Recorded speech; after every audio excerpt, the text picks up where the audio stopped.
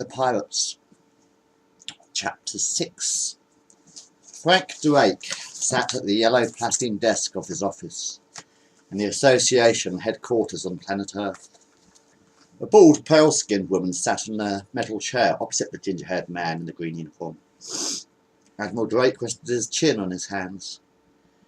"And how do I know that you are telling me the truth?" The bald woman smiled a toothless smile.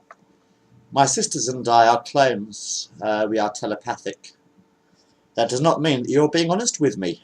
The Admiral was suspicious of this strange visitor. He hated aliens, despised mutants, and certainly did not have the time to waste on a clone. "My name is Varney Reed. I am a scientist by nature. I do not lie." "And how did you learn so much about the Quadrag mercenary?" asked the double-chinned, ginger-haired man. "One of my sisters is on board the ship. We communicate in dreams." "Is she aware of this?" asked Admiral Drake. "We share our subconscious thoughts." Frank Drake pressed a green button on his desk, and the clean-shaven face of Walter Riley appeared on the video monitor in the far wall of his office. "Lieutenant Riley, I have some good news for you." "I'm listening, Admiral," replied William Bonner's ex-commanding officer. "We found the lunar freak." The ginger-haired man leant back in his chair. "Your ship is waiting for you on the planet Minos, somewhere in the Andromeda cluster." Walter Riley smiled. "The Golden Hind is in docking bay 12, fully armed and ready for action." "I've already selected a new first officer." That will not be necessary, Lieutenant. I will be assuming command of the vessel. Notify the crew and prepare to take off as soon as I arrive." Lieutenant Riley saluted the Admiral. "Yes, sir." The Golden Hind is the fastest ship in the Association. It is a small vessel shaped like an arrowhead, with a skin of gold plating, and armed with a Crotarin laser cannon, Magnazoom missiles, and titanium Nova-class torpedoes. Chapter 7.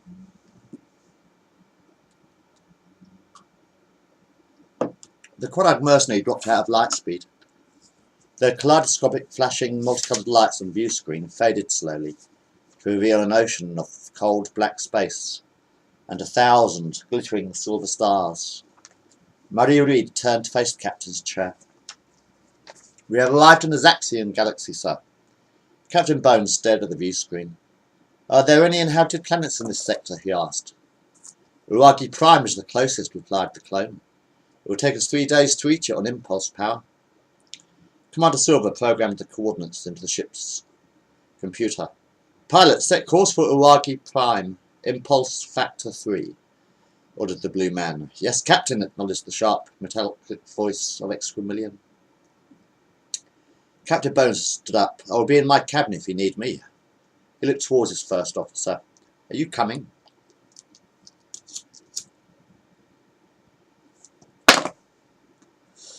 Silver nodded and followed Captain Bones to the elevator doors. "Teach, keep my seat warm," smiled the blue man. The metal doors of the bridge slid open and the captain and Silver stepped into the elevator. The doors closed behind them with a soft squishing sound. The tall Manovan stood in front of the captain's chair and tugged at his thick black beard. The chair was far too small for his large, muscular frame. Ebony pushed her way past the bull-headed giant and sat down in the captain's chair. Reed sat down on her lap and put an arm around her girlfriend's neck.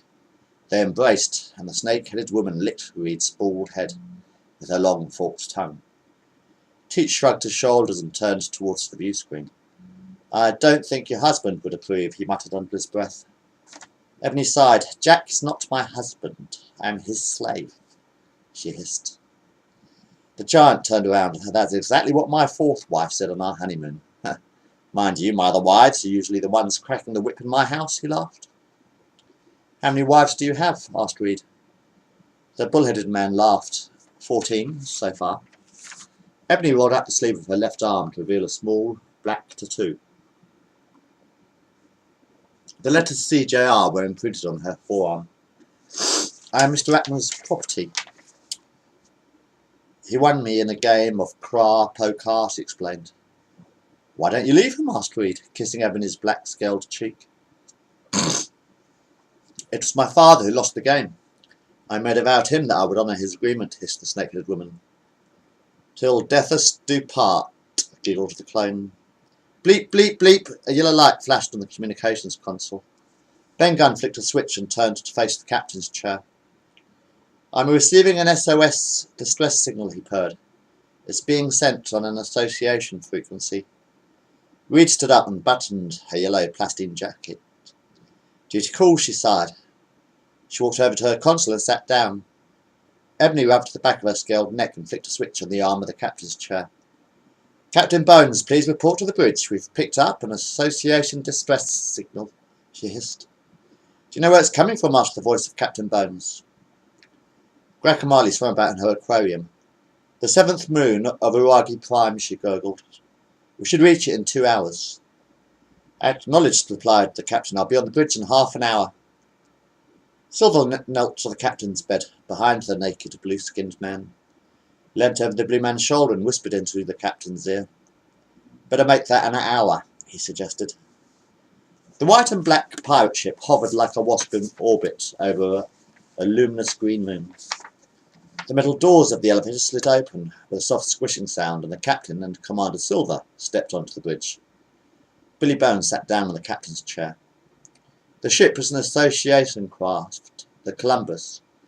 It is an Explorer-class science vessel and appears to have crash-landed on the Uragi moon, and it is badly damaged, reported the bald-headed clone standing at the science station. Mr. Gunn, hail the association ship, ordered Captain Bones.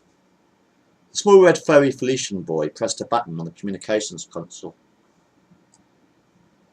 and the viewer crackled into life. Captain Bones stared at the dark-skinned face of the teenager on the view screen. The Nubian youth was dressed in the green uniform of an association fleet cadet. We picked up your distress signal, explained the captain. What is the problem? The boy looked very frightened. They're all gone. I'm the only one left. The cadet's uniform was several sizes too large for his nimble frame. Lieutenant Reed pressed a button on her console. I'm only picking up one life sign, a human. We crashed, explained the young cadet. What happened to your crewmates? Asked the captain. The dark-skinned boy shrugged his shoulders. They're all dead. Marie Reed looked puzzled. If they are dead, then where are their bodies? The cadet frowned. They just disappeared. Captain Bones flicked a switch on the arm of his chair. Mr. Lowe, prepare a shuttle for immediate launch. And bring a couple of vac guns with you, just in case we run into trouble. Yes, sir, acknowledged the gunner. Dr. Remy, please report to Shuttle Bay 1. Yes, Captain, replied the four-armed medic. Mr. Rackman and Mr. Morgan, we have an association ship to salvage, ordered the captain. On my way, replied the voice of Calico Jack.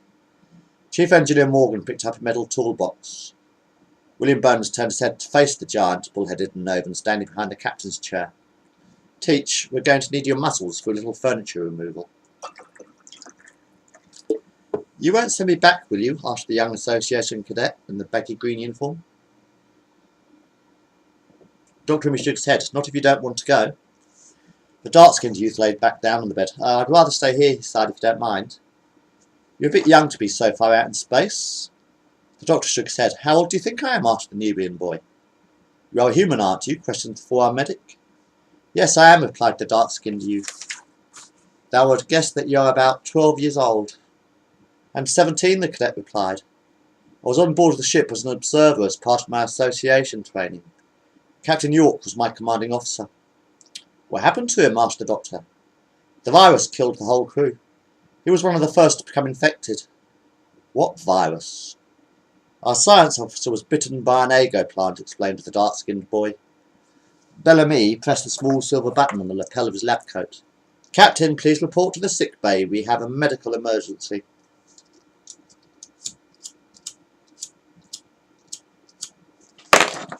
Marie Reed accompanied the blue-skinned man to the infirmary. What do you know about the sago plant? Asked Captain Bones. It only grows on one planet, Ganymede, replied the bald-headed clone. The seeds of the sago plant are used on several planets as a youth serum, she explained. However, it does have a vicious temperament and a venomous bite. Once it has infected a victim, its spores become airborne and spread like a virus. How contagious is this virus? The blue man sat down on the bed. Dr. and me turned towards the large silver mirror on the wall of the sick bay. He took off his toupee and scratched the tuft of soft pink stubble growing on the top of his head. Very, he sighed. The captain scratched his bearded chin. So why do you think the boy is still alive? Surely if the virus infected the whole crew, then he should have been one of the first to die. Maybe it's something to do with his age. Young people can be quite resilient to infections, sighed the four-armed medic. If the virus causes one to grow younger, then maybe it reacts to hormones, suggested Reed. The Nubian youth raised his right hand. Excuse me, sir, I think I can answer your question. Captain Bones looked at the boy. I'm listening. I was only transferred to the Columbus a week ago. The science officer was bitten by the Ago plant before I arrived. The rest of the crew must have already been infected before I boarded the ship, explained the dark-skinned cadet. It might be prudent to quarantine everyone who has been in contact with the boy, suggested the captain. The entire crew has probably been infected by now, sighed the doctor. Then I suggest you find a cure quickly, replied the blue-skinned man. I'll do my best, insisted the tubby four-armed medic. I've only got 2 pairs of hands. It was 5 days later before the effects of the Ago virus became obvious. Most of the crew were already 2 or 3 inches shorter than they had been when they went to bed last night, and they were growing younger with every passing hour. The only crew member who seems to be unaffected by the virus was Ben Gunn. Roll up your sleeve, ordered the young pink-haired man in the white lab coat. I need a sample of your blood. The doctor opened the top drawer of his medical cabinet and took out a large plastic syringe. The small red furry Felician boy looked very frightened. Greg Marley swam out in her aquarium. 10 days had passed since the Ago virus had infected the Quadog mercenary. She was now half her normal size and the scales had turned a muddy orange colour. The mermaid swam in circles around the fish tank, splashing her tail. She looked very confused and bewildered by her situation. Marie Reed crouched on a metal chair in her cabin, clutching her knees to her chin and sucking her thumb. She was now a 10-year-old girl and a grey tunic hung down to her ankles. A long black snake slithered across the floor and coiled itself around the leg of the chair. Ebony hissed at the frightened, bald-headed child. Teach was asleep in the captain's chair. His face was that of a young calf and he was clean-shaven. He had taken off his heavy metal body armour, and his brown woolen tunic hung down to his knees. He snored loudly. Ex-Cromillion, the ship's cyborg pilot, had to be disconnected from his cockpit, and was now attached to a portable life support machine in the infirmary. He had lost several inches in height and could no longer perform his duties. Morgan had diverted all ship's functions to the bridge, and the Quadog mercenary now floated motionless in space. A young, dark-skinned human child clasped tightly to the left leg of a four-armed youth with pink hair. I want to go wee-wee, he cried.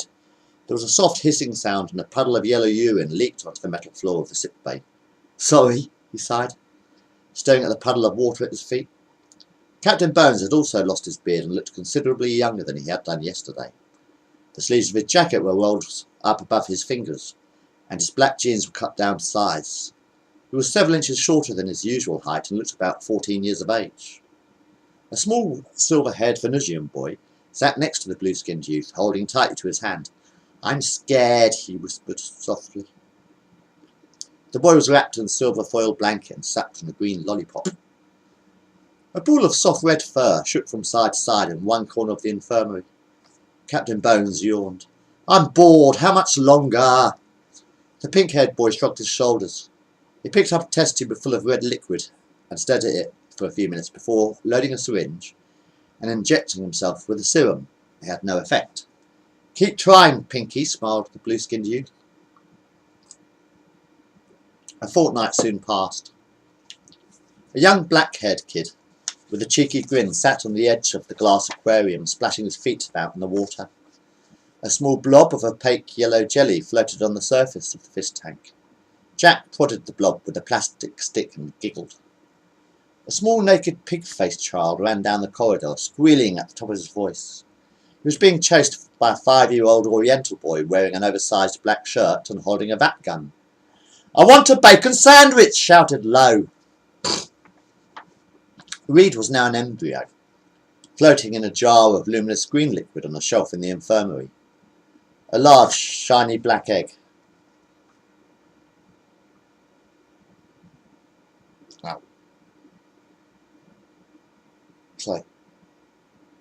Was placed next to the jar. A small brown-skinned human baby lay screaming in an incubator at the foot of the sickbed, wrapped in a green jacket, and in the bed slept a young blue man cradling a silver-haired infant in his arms. A baby with no limbs was attached by wires to a life support machine, bleeping in one corner of the sick bay. A small pink-haired boy with 4 arms stared at the red ball of fur rolling about in the corner of the room. He nudged it with his foot and laughed. Bellamy picked up the fur ball and stroked it for a few minutes before dropping it onto his floor and kicking the ball across the infirmary. "Goal!" shouted the doctor. The ball of soft red fur uncoiled, and a Felician boy stood up. Ben Gunn rubbed his bruised backside. He walked over to the pink-haired youth and punched him in the stomach.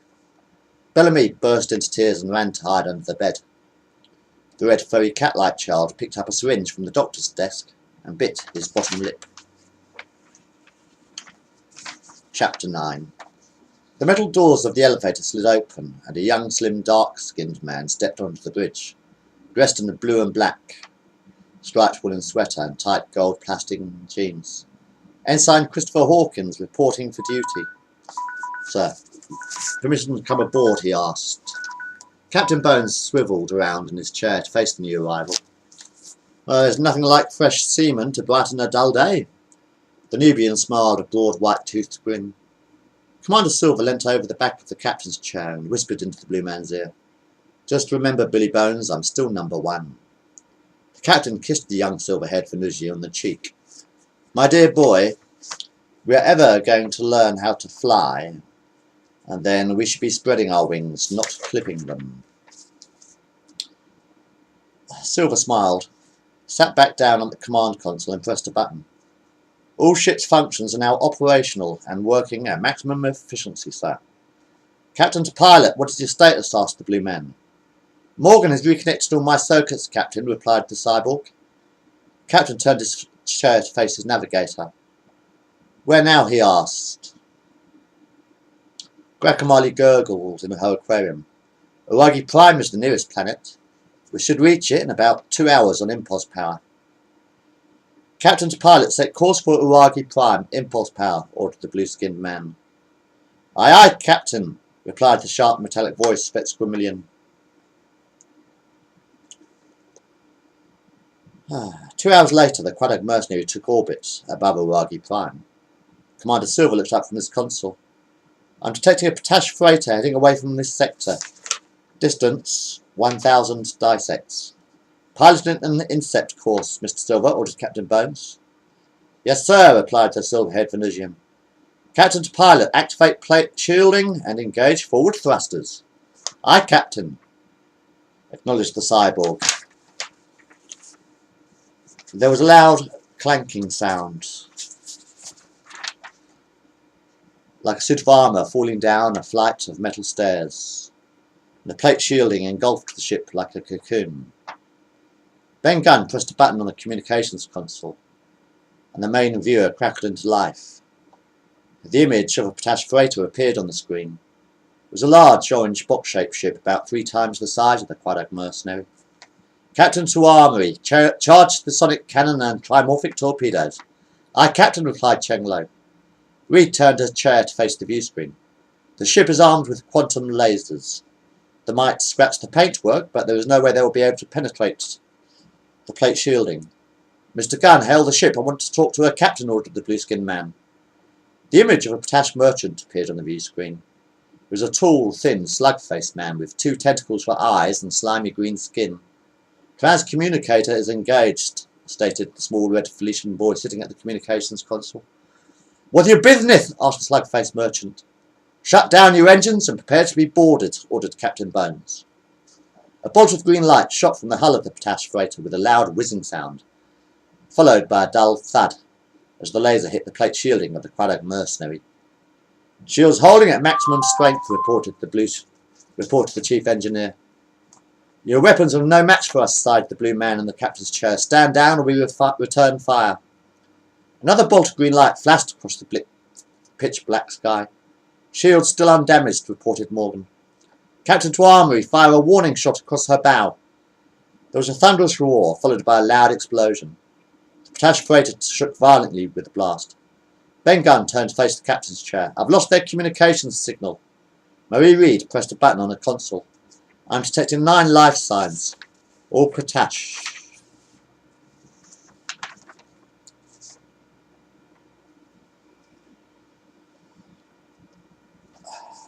Captain Bones stood up. Mr. Hawkins, how good are you with a vat gun? Then the young Nubian smiled. I'm a fully trained marksman, sir. Have you ever shot anyone? Asked Silver. Came third of the class in combat training, sir, replied Hawkins. Have you ever killed a real person? Asked Jim. The boy shook his head. No, sir. The blue man shrugged his shoulders. Captain to armoury. Mr. Lowe, meet us in the arsenal. Silver, Teach, Ebony and Hawkins, you're with me. Captain Bones stood up and walked towards the elevator. Yes, sir, hissed the snake-headed woman. The elevator doors slid open with a soft squishing sound.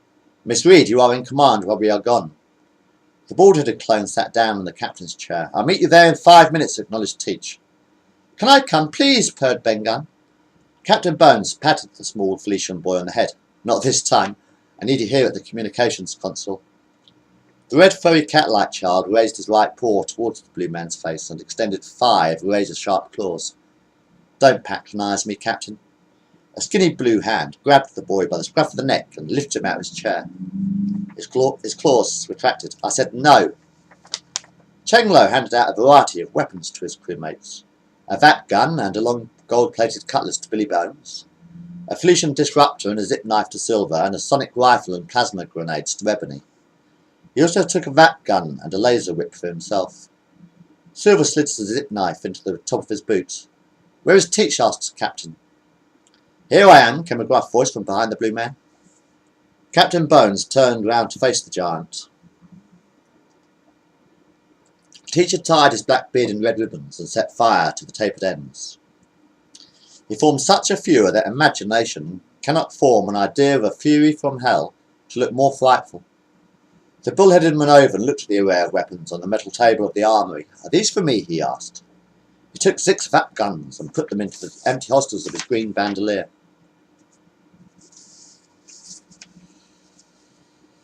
Captain to engineering. Prepare shuttle for immediate launch. What about me? Asked Hawkins. The blue-skinned captain smiled at the dark-skinned youth. Look after the armoury while we are gone. I'm promoting you to gunner's mate. Teach picked up a pair of ammo belts and swung them over his shoulders.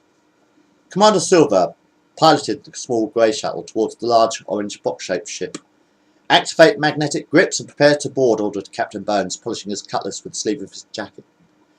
Magnetic grips secure, acknowledged the silver-haired Venusian. Shuttle doors rose with a chunk.